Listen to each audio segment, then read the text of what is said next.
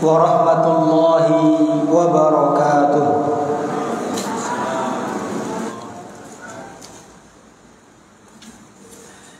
Innal hamdalillah nahmaduhu wa nasta'inuhu wa nastaghfiruh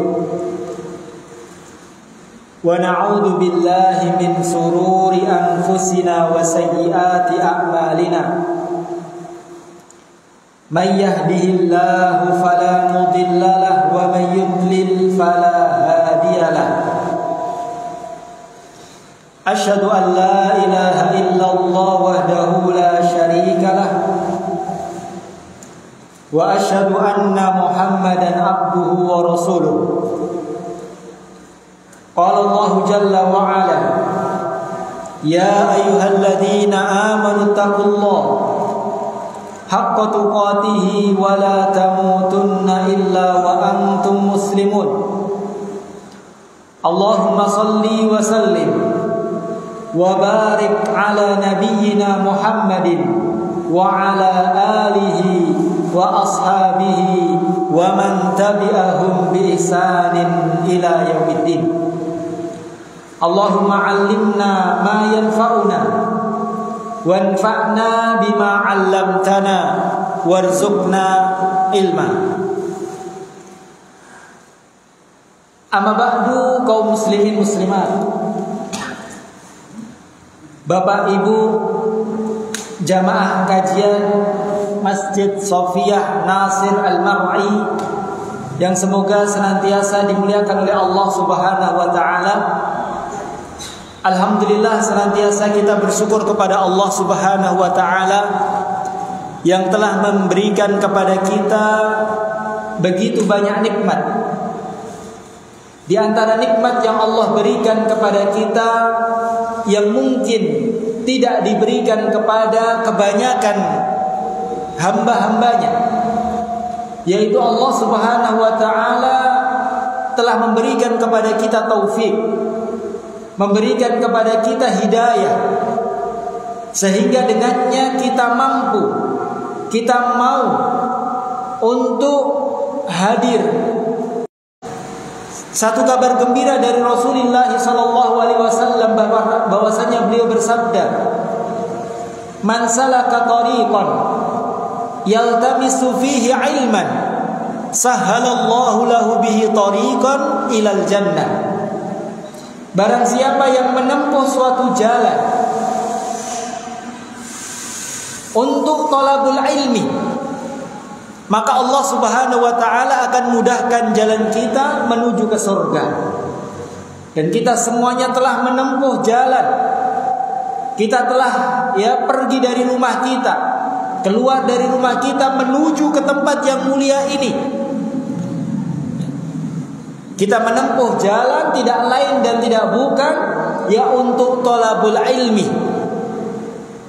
Maka Allah Subhanahu wa taala akan mudahkan jalan kita menuju ke surganya. Maka ini merupakan nikmat yang sangat besar, karunia yang sangat agung yang Allah berikan kepada kita, sehingga kita dimudahkan oleh Allah untuk hadir di majelis ilmu ini. Kita memohon kepada Allah agar Allah telah memudahkan jalan kita menuju ke surganya. Kita memohon kepada Allah agar Allah senantiasa memberikan kepada kita tambahan ilmu agama, ilmu yang dengannya kita merasa takut kepada Allah Subhanahu wa taala, ilmu yang dengannya kita merasa selalu diawasi oleh Allah Subhanahu wa taala, ilmu agama, ilmu yang bermanfaat, ilmu yang semoga kita semuanya bisa mengamalkan ilmu tersebut, dan semoga amalan-amalan yang kita kerjakan diterima oleh Allah dan bisa menjadi timbangan kebaikan kita pada hari kiamat kelak. Bapak Ibu rahimani Allah wa iyyakum jami'an. Insyaallah pada kesempatan kajian kali ini kita akan menyampaikan satu tema yang sangat penting. Dan tema ini diminta oleh takmir masjid, oleh panitia, agar pada kesempatan kajian kali ini kita menyampaikan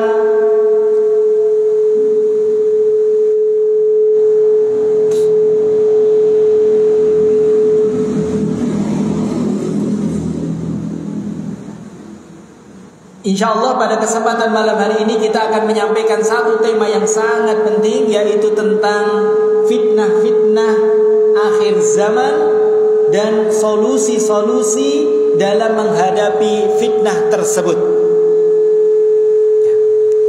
Jadi InsyaAllah ya kita akan sedikit menyampaikan tentang fitnah-fitnah di akhir zaman ini.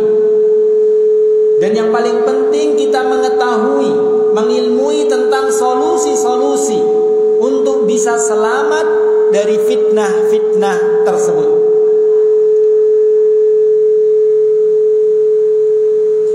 Kaum muslimin muslimat, Bapak Ibu jamaah yang semoga senantiasa dimuliakan oleh Allah Subhanahu wa taala. Sebelumnya perlu kita ketahui bahwasanya fitnah ini diambil dari bahasa Arab, yang artinya sebetulnya secara bahasa adalah al-ikhtibar wal imtihan. Fitnah itu adalah ujian dan cobaan. Kalau fitnah di dalam bahasa Indonesia artinya apa, Bu? Fitnah itu apa? Fitnah itu menuduh ya. Memfitnah, menuduh. Tapi yang dimaksud fitnah di sini adalah fitnah yang diambil dari bahasa Arab. Dan Allah Subhanahu wa taala di dalam banyak ayat menyebutkan kata fitnah. Dan para ulama menerangkan bahwasannya fitnah itu memiliki makna yang sangat banyak. Satu ayat dengan ayat yang lainnya, walaupun sama-sama disebutkan kata fitnah, akan tetapi maknanya berbeda-beda. Terkadang yang dimaksud dengan fitnah yaitu ujian atau musibah.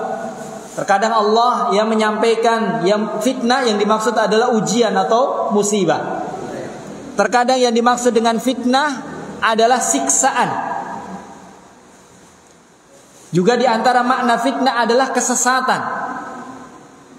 Dan juga di antara makna fitnah yaitu samar antara hak dan kebatilan, antara kebenaran dan kebatilan, itu adalah fitnah. Namun yang dimaksud fitnah dalam tema kajian kita kali ini, yang dimaksud fitnah di sini yaitu sesuatu yang memalingkan seseorang dari agama Allah Subhanahu wa taala.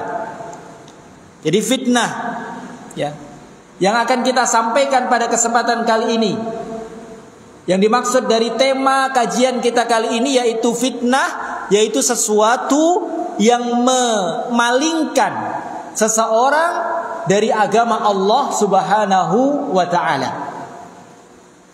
Namun sebelum kita menyampaikan apa saja fitnah-fitnah yang ada di zaman kita sekarang ini dan bagaimana solusinya, perlu kita mengetahui dan menyadari Bapak Ibu rahimani Allah, bahwasanya sekarang ini kita hidup di akhir-akhir zaman. Sekarang ini kita hidup di zaman yang jauh dengan zamannya Rasulullah sallallahu alaihi wasallam. Kita hidup di suatu zaman yang mana zaman ini jauh sekali dengan zamannya para sahabat, jauh dengan zamannya para tabi'in, masa-masa keemasan Islam.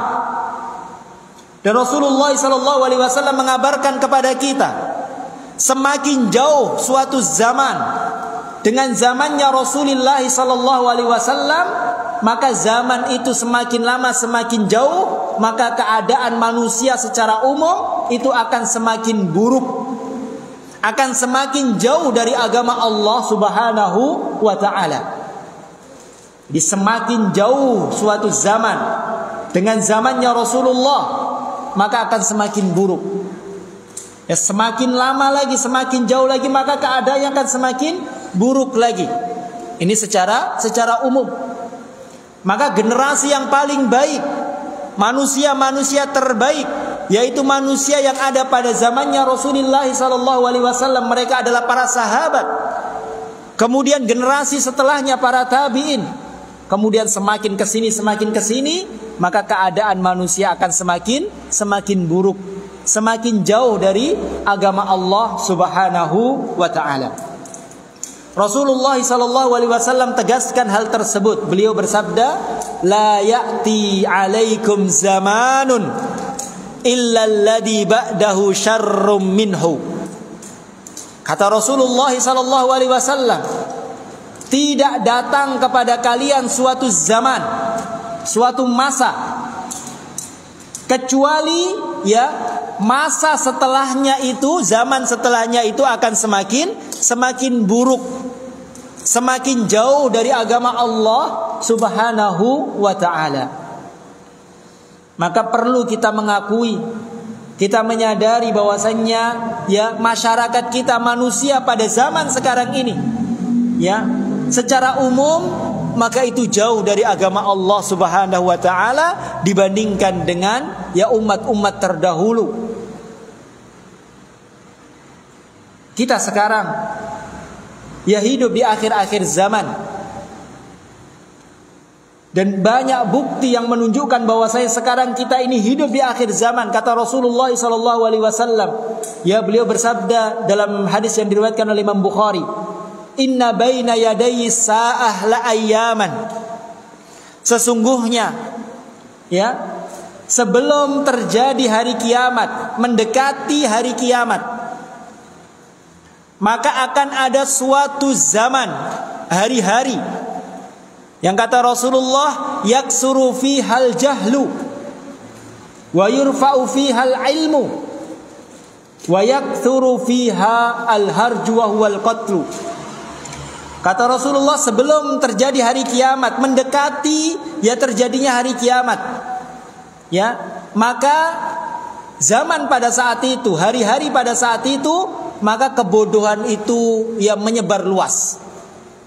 Akan banyak kebodohan, orang-orang yang jahil terhadap ilmu agama, dan akan diangkat ilmu agama dari muka bumi ini dengan diwafatkannya oleh Allah orang-orang yang berilmu.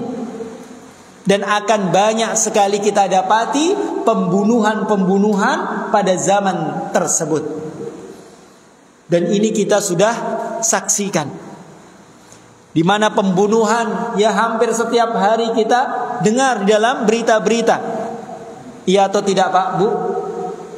Banyak tidak kasus pembunuhan? Banyak. Bahkan wa na'udzubillahi min dzalik, seorang anak membunuh orang tuanya. Ada atau tidak, Bu? Ada atau tidak? Ada. Atau sebaliknya, orang tua membunuh anaknya. Saudara membunuh kakaknya, adiknya. Kasus pembunuhan sangat banyak sekali. Maka ini menunjukkan zaman kita ini adalah zaman yang dekat dengan hari kiamat, akhir zaman. Dan kejahilan merajalela. Kita dapati manusia sekarang lebih banyak orang yang jahil terhadap ilmu agama daripada orang yang paham terhadap ilmu agama. Dan lebih mirisnya lagi, wa na'udzubillahi min dzalik, orang yang dijadikan panutan, orang yang dimintai fatwa, yaitu orang-orang yang hakikatnya dia jahil terhadap ilmu agama. Dia tidak paham dengan ilmu agama, tapi dijadikan panutan, dimintai fatwa. Dia ditanya tentang hukum-hukum seputar agama. Maka orang tersebut karena jahil, maka dia akan sesat dan menyesatkan, wa na'udzubillahi min dzalik. Dan itu banyak sekali kita dapati pada zaman kita sekarang ini. Dan ini menunjukkan kepada kita benarnya sabda Rasulullah bahwasanya kita sekarang berada di akhir-akhir zaman, dan bukti telah menunjukkan kepada kita.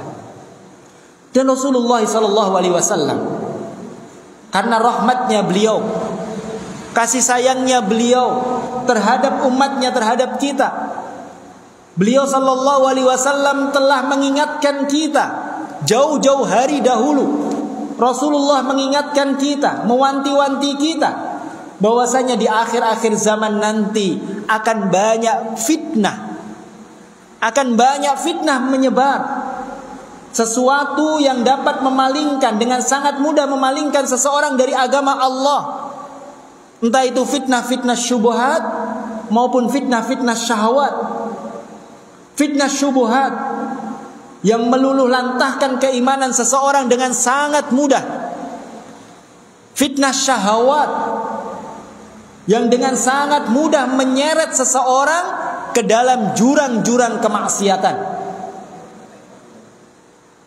Dan ini satu hal yang perlu kita sampaikan, bahwasanya fitnah ini ada dua, yaitu fitnah syubhat dan fitnah syahwat. Dan yang akan kita sampaikan pada kesempatan kali ini yaitu fitnah-fitnah yang berkaitan dengan syahwat. Dan Rasulullah SAW yang mengingatkan betapa dahsyatnya, betapa bahayanya fitnah di akhir zaman ini, sehingga kita ini berhati-hati dan selalu merasa waspada. Rasulullah SAW mengatakan, badiru bil a'mali fitanan. Segeralah kalian untuk beramal soleh sebelum fitnah itu datang kepada kalian. Fitnah yang sangat mengerikan. Kaqita'il lailil mutlim. Kata Rasulullah, fitnah di akhir zaman itu seperti fitnah gelapnya malam, ya, tidak kelihatan. Kaqita'il lailil mutlim, malam yang sangat gelap gulita, tidak kelihatan. Sehingga orang itu berada di jurang fitnah, tapi dia tidak merasa. Dia dikelilingi dengan fitnah, samping kanan kiri depan belakangnya itu semua adalah fitnah, tapi dia tidak merasa. Bahkan kata Rasulullah, yusbihur rajulu mu'minan wa yumsi kafiran. Sehingga karena dahsyatnya fitnah akhir zaman tersebut yang kita khawatirkan, seorang di pagi hari dia beriman, pagi hari dia beriman, pagi hari dia masih beribadah kepada Allah, wa yumsi kafiran. Sore harinya, di hari itu pula, sore harinya dia sudah kafir, sudah murtad dari agama Allah. Pagi harinya dia masih beriman, pagi harinya dia masih sholat, pagi harinya mungkin dia masih membuka Al-Quran, tapi karena dahsyatnya fitnah pada hari itu, ya, bahkan sore harinya dia sudah kafir. Wa yumsi mu'minan wa yusbihu kafiran. Ada sebaliknya. Karena dahsyatnya fitnah di akhir zaman, ada seorang yang malam hari dia masih beriman, malam hari dia masih sholat isya, dia masih ikut kajian, mungkin bahkan malam harinya dia masih beribadah. Wa yusbihu kafiran. Pagi harinya dia sudah kafir. Karena dahsyatnya fitnah, banyaknya fitnah di sekitar dia, hingga dia tidak merasa. Maka ini membuat kita khawatir, membuat kita selalu waspada. Kita tidak merasa aman.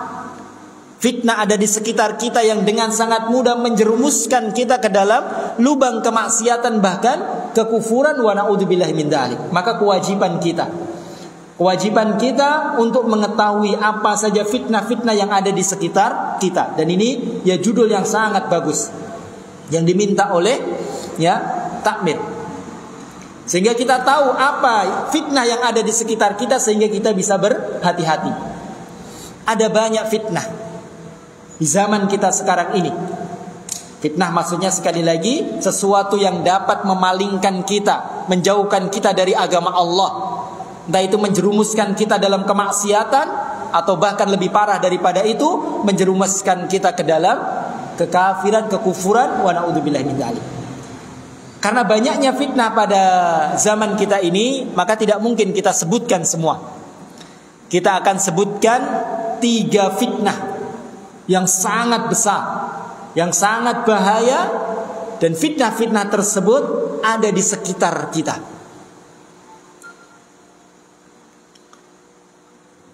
3 fitnah. Yang pertama, kaum muslimin muslimat, Bapak Ibu rahimani Allah wa iyyakum jami'an. Fitnah yang sangat besar, yang sulit bagi kita untuk menghindarinya. Yaitu yang pertama adalah fitnah harta. Fitnah harta, uang. Kita tidak bisa lepas dari uang. Padahal di dalam banyak ayat Allah mengatakan bahwasanya uang ini sangat berbahaya. fitnah yang ditimbulkan dari uang ini luar biasa. Betapa banyak orang yang melakukan kemaksiatan karena dia memiliki uang. Betapa banyak orang yang jatuh dalam kemaksiatan ya karena mencari uang. Allah Subhanahu wa taala tegaskan wa'lamu annama amwalukum wa auladukum fitnah. Ketahuilah dalam surat Al-Anfal, ketahuilah, Allah ingatkan kita, ketahuilah bahwasannya harta-harta kalian, anak-anak kalian itu adalah fitnah bagi kalian. Ya, sekarang betapa banyak orang mencari uang, semangatnya dia mencari uang, dan ini bagus. Ya, itu diperintahkan kita mencari maisha. Ya. Tapi sekarang ya banyak orang ya terfitnah dengan harta, sehingga dia mencari uang ya sampai lalai terhadap Allah Subhanahu wa taala. Dia mencari uang sampai waktunya, tenaganya, pikirannya habis untuk mencari uang. Tidak ada lagi waktu ya untuk Allah Subhanahu wa taala. Banyak atau sedikit ini, Pak? Banyak. Dia mencari uang, lupa sholat. Dia mencari uang, bahkan sampai tidak ada waktu lagi untuk thalabul ilmi, untuk belajar ilmu agama. Ya. Bahkan sekarang ya kerja itu sampai lembur-lembur, ya. Waktu sholatnya, waktu thalabul ilminya dia lupa. Itu mencarinya. Belum lagi kalau dia sudah dapat uang, uangnya sudah banyak, maka uang ini akan ya bahaya, dia akan melalaikan orang tersebut kalau tidak dibentengi dengan keimanan yang kuat. Dia punya uang sehingga dia berfoya-foya dan yang lainnya. Betapa banyak orang yang terjerumus dalam kemaksiatan karena dia memiliki uang. Oleh karena ya Rasulullah SAW ya beliau pernah bersabda dalam hadis riwayat Imam Tirmidzi, likulli ummatin fitnatan wa inna fitnata ummati al-malu. Setiap umat, setiap masa, setiap umat itu ada fitnahnya masing-masing. Dan fitnahnya itu berbeda-beda. Fitnah orang-orang dulu, fitnah orang-orang ya sebelum kita itu beda-beda. Tapi kata Rasulullah, inna fitnata ummati, sesungguhnya fitnah yang paling berat bagi umatku ini adalah harta. Adalah uang. Rasulullah sendiri yang menegaskan. Bahkan Rasulullah SAW dalam hadis riwayat Imam Muslim, begitu perhatiannya beliau, begitu takutnya beliau ya kalau ya kita ini ya terfitnah dengan harta. Beliau mengatakan, wallahi mal faqra ahsya alaikum. Demi Allah, kata Rasulullah, demi Allah, saya tidak khawatir kalian wahai umatku ditimpa kefakiran, kemiskinan. Saya nggak khawatir. Saya nggak bersedih. Saya tidak khawatir umatku ini ditimpa kemiskinan. Walakin ahsya antubsatu alaikumud dunya. Tapi yang saya khawatirkan itu bukan kemiskinan, bukan kefakiran. Tapi yang saya khawatirkan menimpa umatku adalah dibukakannya oleh Allah pintu-pintu dunia. Pintu dunia dibuka lebar-lebar. Ya. Uang di mana-mana, ya. Fatanafasuha kama tanafasuha.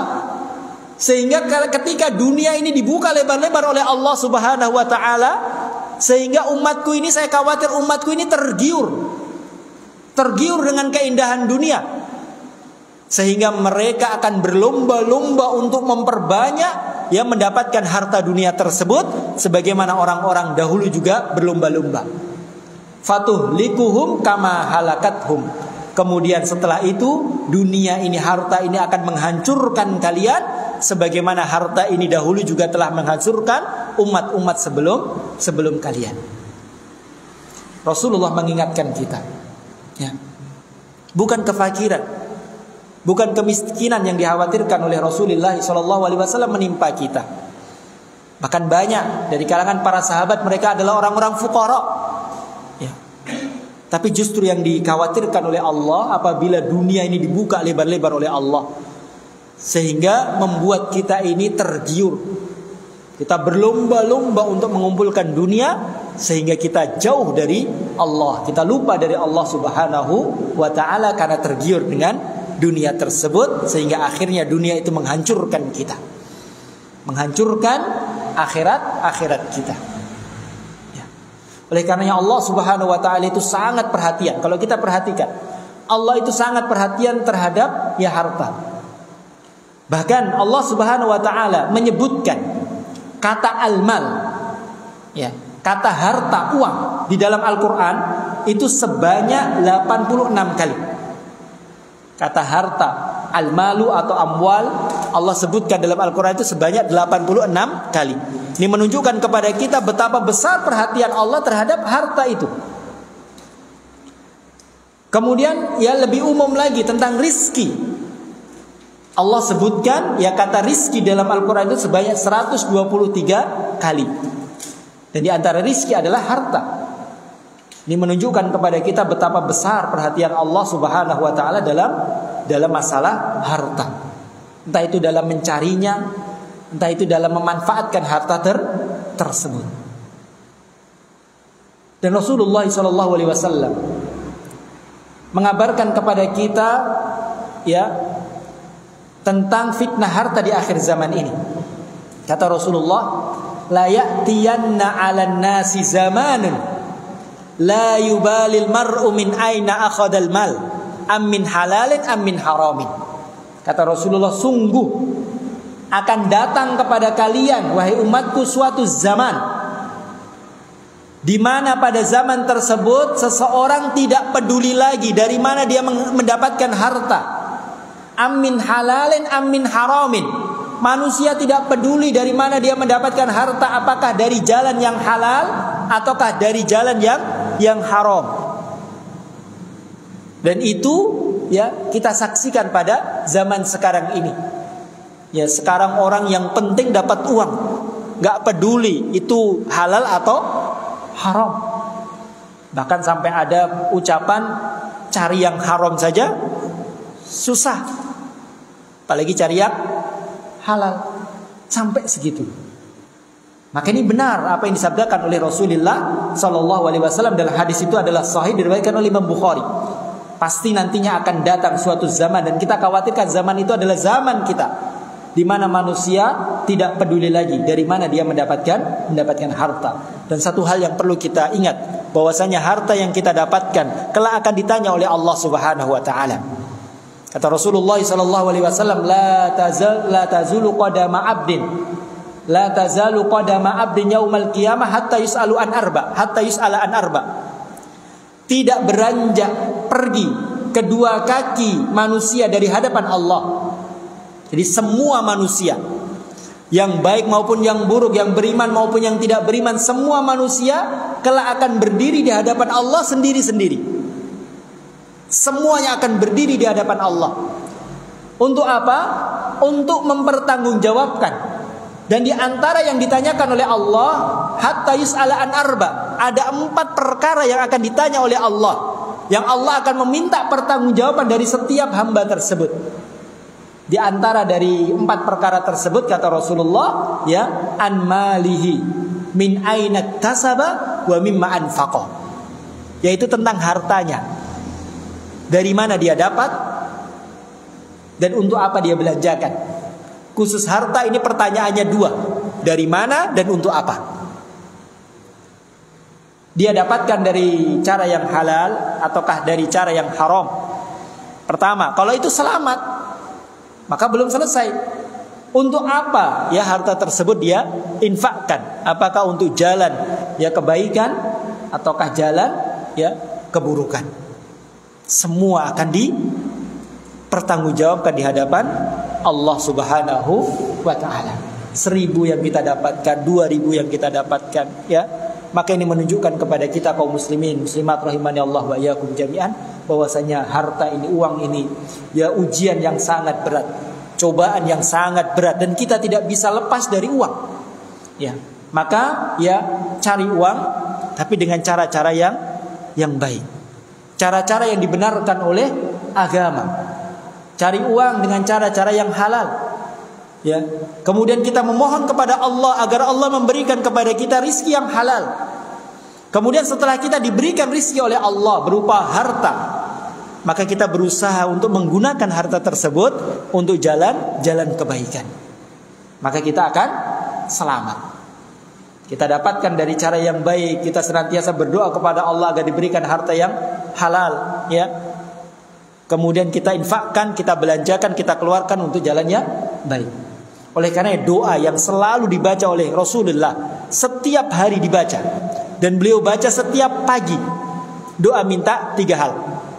Allahumma inni as'aluka ilman nafi'an. Ya Allah, aku memohon kepadamu ilmu yang bermanfaat. Wa rizqan thayyiban, dan rizki yang halal, rizki yang thayyib. Wa amalan mutaqabbalan, dan amalan yang engkau terima. Rasulullah selalu minta setiap pagi sebelum beliau bekerja, sebelum beliau mencari maisha, sebelum beliau beraktivitas, beliau berdoa kepada Allah agar Allah memberikan kepada beliau rizki yang baik, rizki yang halal. Maka kita bekerja bismillah. Kita pagi hari atau malam hari kita keluar mau bekerja, ke pasar, ke pabrik, ke tempat kita bekerja, ke kantor, bismillah. Ya Allah, berikanlah kepadaku rizki yang halal. Berikanlah kepadaku petunjuk, hidayah, taufik, sehingga bisa menggunakan rizki yang kau berikan di jalan yang kau ridhoi, ya Allah. Bismillah. Ya. Ini yang pertama, yaitu fitnah harta. Kemudian yang kedua, kaum muslimin muslimat rahimani Allah wa iyyakum jami'an, fitnah yang juga sangat luar biasa, khususnya bagi kaum laki-laki, yang sekarang ini ya juga sulit bagi kita untuk menghindari fitnah tersebut, yaitu fitnah wanita. Fitnah wanita. Dan sebaliknya, fitnah laki-laki bagi perempuan, dan fitnah wanita bagi kaum laki-laki. Dan pada zaman kita sekarang ini, wa na'udzubillahi min dzalik, ya, kita sulit untuk keluar dari fitnah tersebut, ya. Karena kita ya keluar kemana-mana, bahkan kita ke masjid saja melihat perempuan, melihat wanita yang bukan mahram kita dan membuka auratnya, wa na'udzubillahi min dzalik. Ya, setiap rumah ada TV-nya, kebanyakan rumah ada TV-nya, kita lihat TV, ya, wanita membuka auratnya. Kita buka HP dan kita nggak bisa lepas dari HP. Kebanyakan kita ya selalu menggunakan HP, kita buka di situ, ya, perempuan, wa na'udzubillah min dzalik, sulit bagi kita. Ya. Dan Rasulullah SAW mengingatkan kita kaum laki-laki, ya, terhadap fitnah wanita ini. Kata Rasulullah SAW, "Ma taraktu ba'di fitnatan hiya adarru 'ala rijali minan nisa." Tidaklah saya tinggalkan bagi umatku ini fitnah, yang mana fitnah tersebut itu paling berbahaya, paling berbahaya bagi kaum laki-laki, yaitu fitnah wanita. Jadi Rasulullah mengingatkan kepada kita bahwasanya wanita ini adalah fitnah yang paling berbahaya, khususnya bagi kaum laki-laki. Betapa banyak orang yang terjerumus dalam kemaksiatan, bahkan kekufuran. Dia adalah seorang yang beriman, tapi karena ingin mendapatkan wanita yang dia ya inginkan, ya maka dia murtad dari agamanya. Berapa banyak ya dengan sangat mudah ya seorang terjerumus dalam kemaksiatan, ya karena fitnah wanita. Oleh karena Rasulullah SAW mengingatkan dalam sebuah hadis yang diriwayatkan oleh Imam Muslim, fattaqud dunya wattaqun nisa. Takutlah kalian, berhati-hatilah kalian dari fitnah dunia dan fitnah wanita. Padahal fitnah wanita ini termasuk fitnah dunia, tapi Rasulullah mengkhususkan fattaqud dunya wattaqun nisa. Berhati-hatilah kalian dari fitnah dunia dan fitnah wanita. Ini menunjukkan bahwasanya fitnah wanita ini luar biasa dari sekian banyak fitnah. Fa inna awwala fitnati bani Israil kanat fin nisa. Rasulullah ingatkan bahwasanya fitnah yang pertama kali menyesatkan Bani Israel dahulu adalah fitnah wanita. Fitnah ya yang menyesatkan pertama kali Bani Israel. Fitnah wanita. Dan fitnah wanita ini banyak. Ya, melihatnya ini terutama ikhtilat, campur baur, ya, antara laki-laki dan perempuan yang bukan mahramnya, ya. Kemudian dia bersentuhan dengan sengaja antara laki-laki dan wanita, ya. Dan paling banyak adalah melihat. Padahal Rasulullah mengatakan fazinal aini an-nadhar. Zinanya kedua mata ini dengan melihat wanita yang bukan mahramnya. Dan ini sekali lagi, ya, ini fitnah yang luar biasa, ya, di zaman kita, dan sulit bagi kita untuk menghindarinya. Maka kita banyak-banyak berdoa kepada Allah Subhanahu wa taala agar menyelamatkan kita dari fitnah wanita. Ya. Kemudian kaum muslimin muslimat rahimani Allah wa iyyakum jami'an, fitnah yang ketiga. Ini kita sedikit persingkat karena nanti masih ada solusi-solusi dari menghadapi fitnah tersebut. Fitnah yang ketiga yang juga banyak kita dapati di zaman kita sekarang ini. Ya, mungkin fitnah ini tidak banyak pada zaman dahulu, tapi ternyata fitnah ini sungguh luar biasa, ya, di zaman kita sekarang ini, yaitu fitnah jabatan. Fitnah jabatan, kedudukan, asyaraf, ya. Ini adalah fitnah pada zaman kita sekarang. Kita saksikan sekarang seorang begitu rakus terhadap jabatan-jabatan, dari jabatan yang paling rendah sampai jabatan yang paling tinggi. Semua berlomba-lomba untuk mendapatkan jabatan tersebut, bahkan menghalalkan segala cara. Dan itu kita dapatkan sekarang, ya, segala cara dia tempuh, kemaksiatan-kemaksiatan, bahkan kekufuran-kekufuran, ya, dia tempuh, ya, untuk mendapatkan suatu jabatan, bahkan jabatan yang kecil sampai jabatan yang besar. Wa na'udzubillahi min dzalik. Wa na'udzubillahi min dzalik.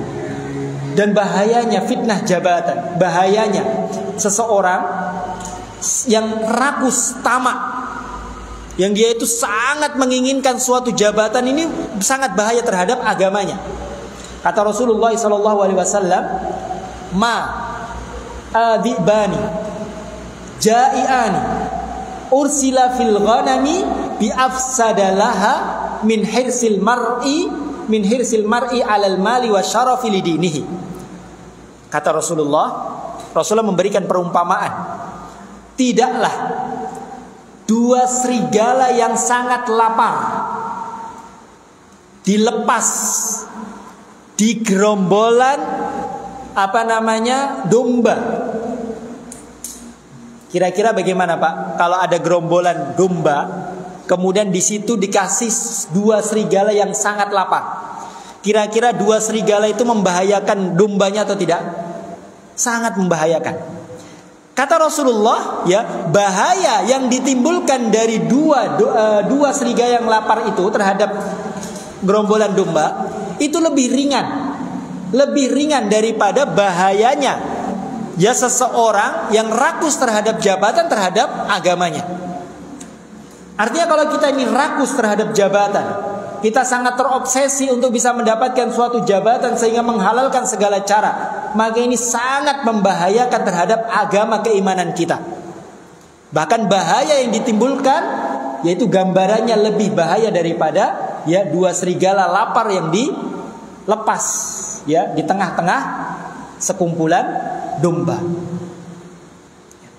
Kerakusan, ketamakan, ya, kita terhadap jabatan itu akan menggerogoti, akan menghabisi, akan mencabut satu persatu dari, ya, tali-tali keimanan kita. Oleh karena dahulu Rasulullah SAW, beliau pernah memberikan nasihat kepada sahabat beliau, yaitu Abdurrahman bin Samurah. Rasulullah mengatakan, ya Abdurrahman bin Samurah, la tas'alil imarah. Wahai Abdurrahman bin Samurah, janganlah sekali-kali kamu mencari-cari jabatan. Jangan sekali-kali kamu tergiur meminta, ya, mencari jabatan. Kemudian kata beliau, fa innaka in utitaha an mas'alatin ukilta ilaiha. Kalau kamu mendapatkan suatu jabatan karena kamu meminta-mintanya, karena kamu mencarinya, merebutnya, maka ya Allah akan membiarkan kamu dalam menjalankan jabatan tersebut tanpa ada pertolongan dari Allah. Allah lepas begitu saja. Wa in utitaha min ghairi mas'alatin uinta 'alaiha.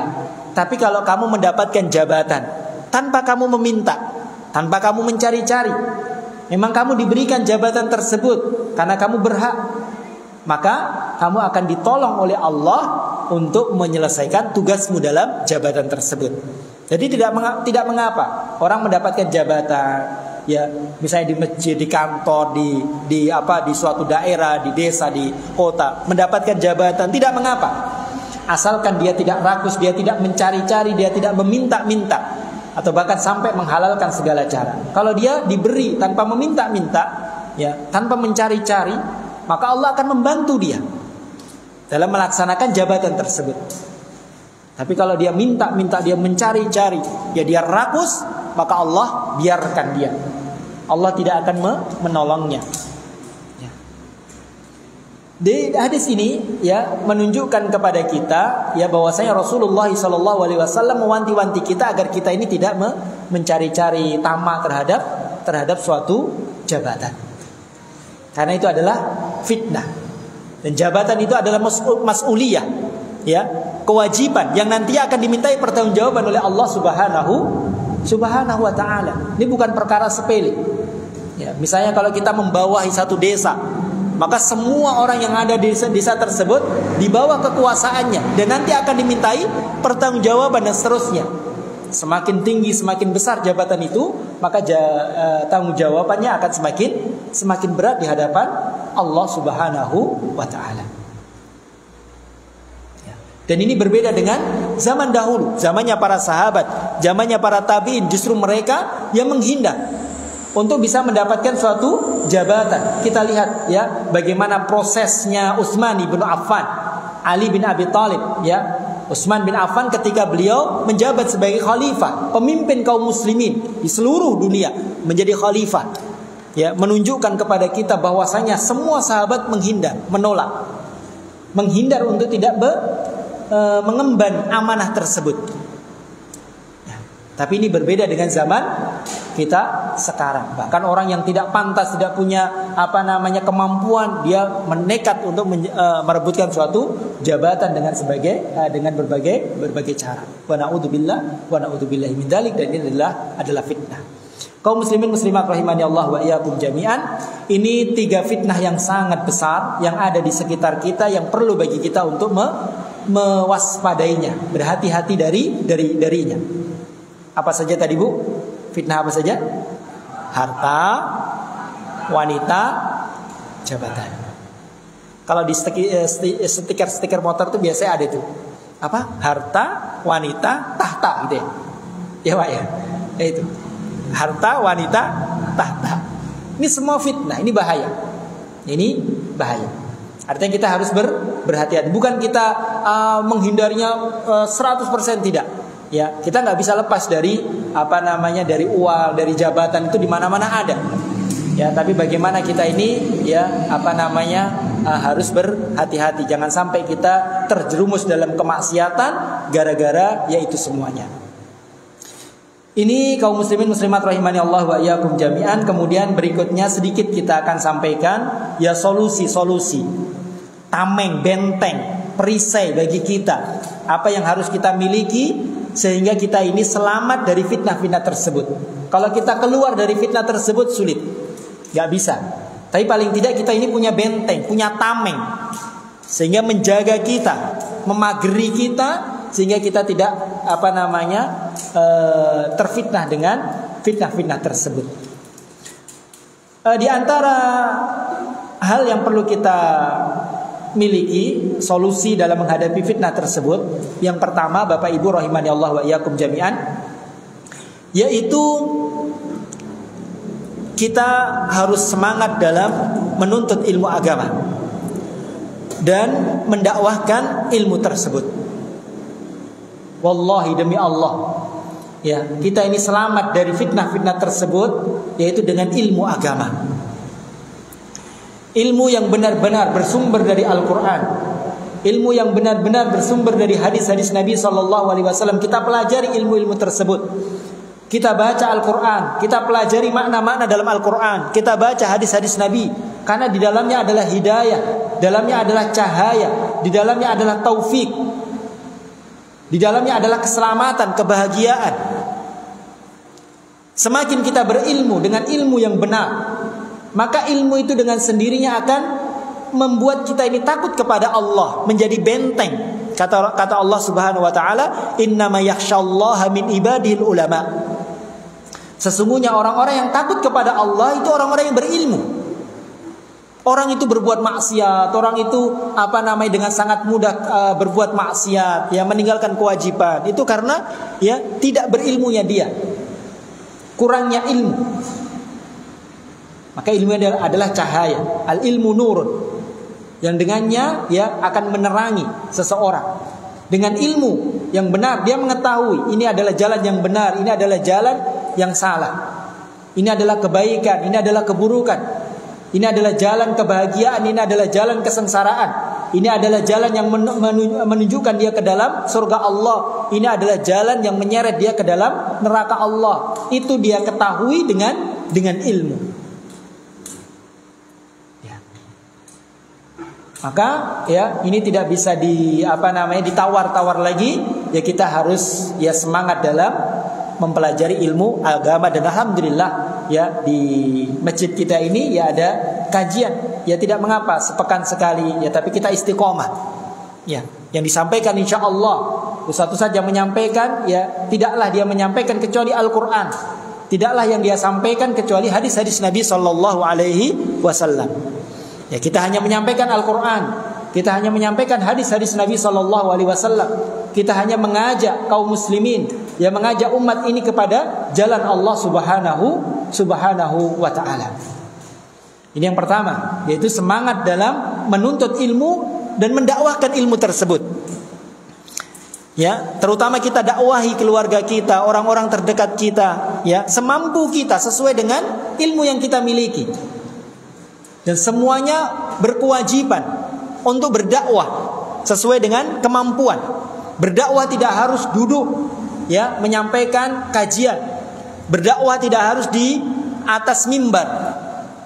Ya, tapi dakwah ya kepada satu orang, kepada keluarga kita, kepada anak kita, kepada tetangga kita, kepada orang tua kita, ya. Dakwahi mereka dengan cara yang baik. Ya. Ini yang pertama. Kemudian yang kedua,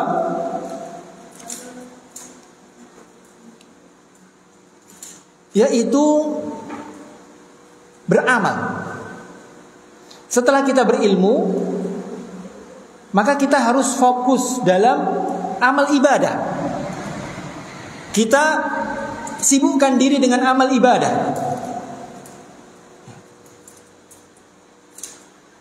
Kata penyair, an-nafsu illam tushilha bitta'ah fasaghalat bil ma'siyah. Jiwa ini kalau tidak disibukkan dengan ibadah, dengan kebaikan, maka secara otomatis jiwa ini akan tersibukkan dengan kemaksiatan. Maka sibukkan dengan ibadah.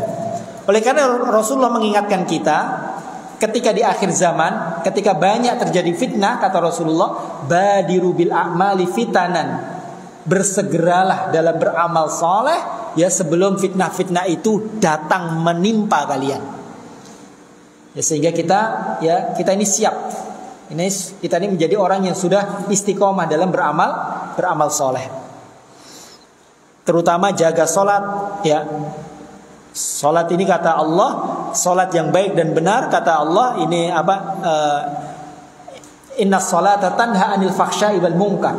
Sesungguhnya solat itu dengan sendirinya dapat mencegah seseorang dari berbuat keji dan mungkar. Ya, oleh karenanya Rasulullah SAW mewasiatkan kepada para pemuda untuk memperbanyak puasa. Kata Rasulullah, ya ma'syaras sabab, ya ma'syaras sabab, ini stato apabila engkau mampu falyatazawwad. Kalau kamu mampu untuk menikah, maka menikahlah. Wa illam yastati, kalau dia belum mampu, fa alaikum bisyam, maka hendaknya dia perbanyak puasa. Fa innahu adharru lil basari, ya, karena sesungguhnya dengan puasa itu fa innalahu bija, kata Rasulullah. Karena sesungguhnya dengan memperbanyak puasa itu dia akan selamat dari kemaksiatan. Artinya apa? Seorang pemuda ini sangat rawan terhadap fitnah wanita. Ya, fitnah wanita. Maka solusi dari Rasulullah yaitu beramal, beribadah. Ya, yaitu nikah. Kalau belum mampu nikah, maka berpuasa. Artinya solusi dalam menghadapi fitnah yaitu beribadah. Di antaranya adalah puasa. Ya, puasa menjadi tameng, ya, bagi seseorang untuk terjerumus dalam kemaksiatan. Jadi yang kedua yaitu fokus dan sibukkan diri dalam amal ibadah. Kemudian juga yang di antara solusi yaitu berpegang teguh terhadap Al-Qur'an dan Sunnah. Pegang kuat-kuat Al-Qur'an dan Sunnah. Baca Al-Qur'an, pelajari Al-Qur'an, usaha untuk mengamalkan Al-Qur'an, ya. Pegang Al-Qur'an. Jangan kita menyelisih apa yang ada dalam Al-Qur'an, apa yang ada dalam hadis Nabi SAW. Kata Allah Subhanahu wa taala, "Falyahdharil ladzina yukhalifuna an amri an tusibahum fitnah aw yusibahum adzabun alim." Ya, hendaknya berhati-hati, waspada orang-orang yang menyelisih sunnah-sunnah Rasulullah. Orang-orang yang menyelisih sunnah-sunnah Rasulullah, ya, maka akan datang kepada mereka fitnah dan akan datang kepada mereka azab yang pedih. Artinya kalau kita menyelisih sunnah Rasulullah, menyelisih Al-Qur'an, menyelisih sunnah Rasulullah, maka kita akan terjatuh dalam fitnah. Tapi kalau kita berpegang teguh terhadap Al-Qur'an dan sunnah, maka kita akan selamat. Kata Rasulullah, ya, taraktu fikum amroini, saya tinggalkan untuk kalian sebagai warisan dariku untuk kalian, wahai umatku, dua hal. Lan tadillu abadan in tamassaktum bihima. Selama-lamanya kalian tidak akan tersesat.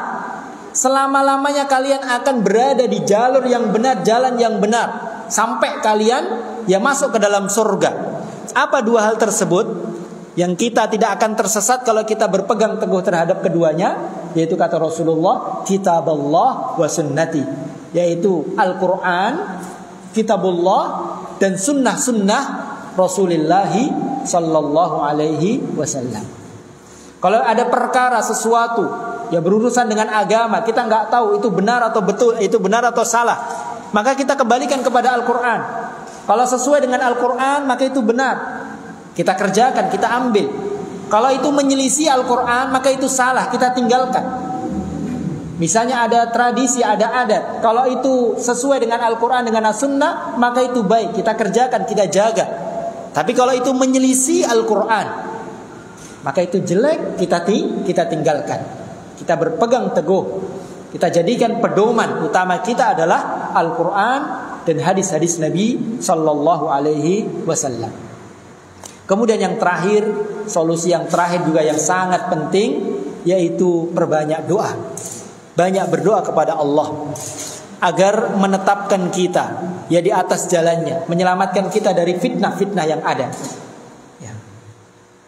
Dan Rasulullah mengabarkan kepada kita bahwasanya hati ini berada di antara dua jemarinya Allah Subhanahu wa taala.